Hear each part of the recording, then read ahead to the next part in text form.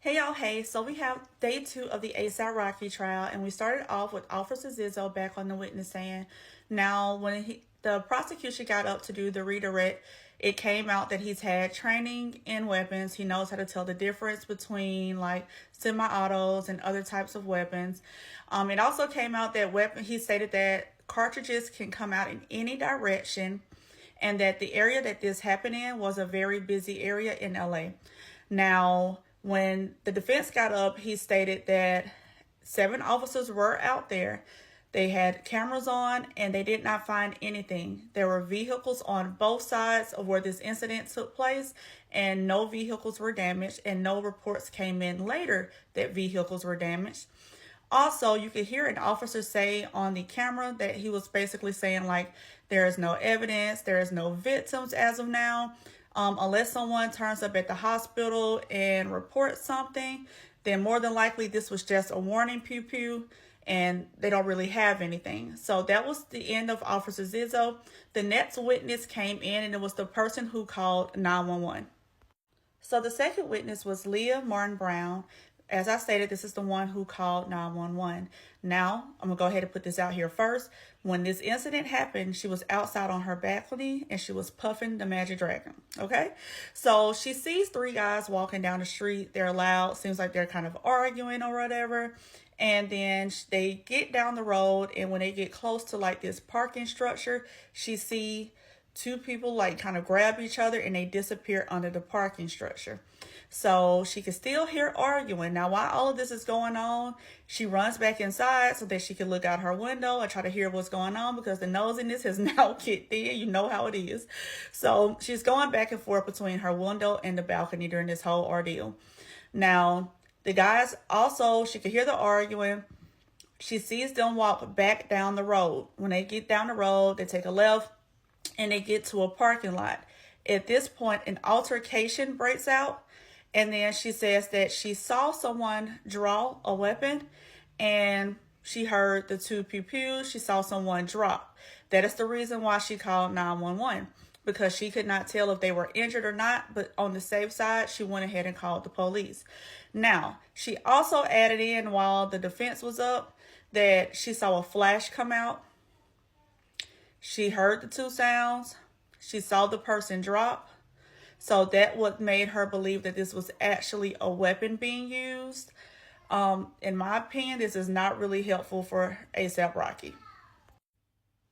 Okay, so the third and final witness is none other than Terrell Efron, aka ASAP Rocky.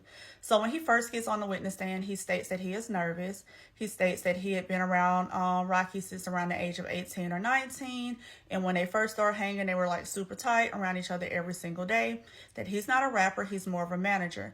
Now, he was there in Cali on some business, like talking to some execs and things of that nature. He said this was the height of his career at this time. So he was in the car with Bari. While he was in this car, Bari gets a call from Rocky. Now, Bari then puts this phone on speakerphone, right? He does not tell Rocky that Relly is in the car, and he tells Relly to be quiet. So at this point, this is what we call messy. We call this messy, right? So then he says to Rocky, like, hey, I saw you had them Ninjas Eels and 12EV on your private jet with you. And it really states that Rocky just blurted out, like, F that ninja Relly. He mad emotional. I don't like him. I'm going to squabble him up. He said it came out of nowhere, and he just said that. So the next day, he's in his hotel room taking a nap, and he had received multiple calls and multiple messages. These messages are basically like, where you at? Let's get to it. Why you ducking my calls? Things of that nature. So at this point, he's thinking like, okay, he's coming off a little aggressive and he really trying to do something. So somehow they end up on FaceTime together. During the FaceTime call, Rocky's like, hey, what's your low? Drop your low. He like, I'm at the W Hotel.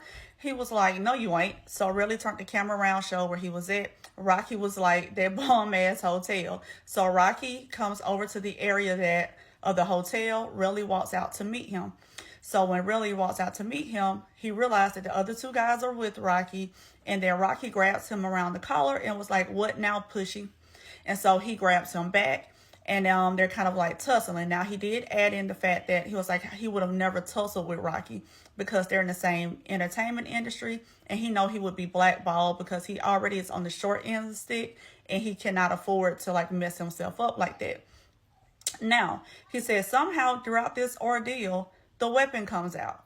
And Rocky is like moving it from either his head to his stomach, like he's trying to figure out where he's going to do this at. He said that this weapon was a semi-auto and it had a clip on it.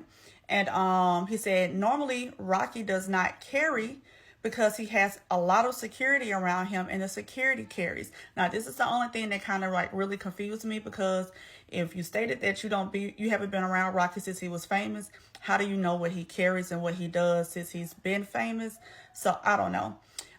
Besides that, he just stated that little information, and he added in right before we left that 12VV had toured with him for almost a decade, and he was back living in the projects. I don't know why he wanted us to know that.